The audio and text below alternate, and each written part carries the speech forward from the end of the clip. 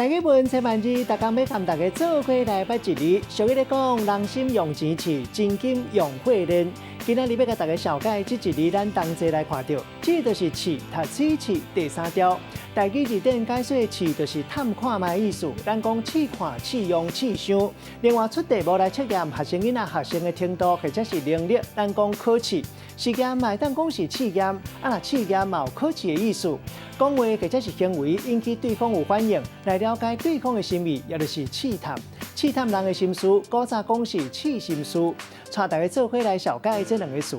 头一个读做试火，字面的意思是讲落去火底试看卖，这是比如做冒险的意思。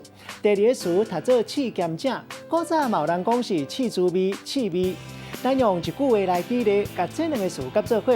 比如讲，一个听到世界级的餐厅来到咱台湾开头一间的分店，真侪人拢想要来试验者。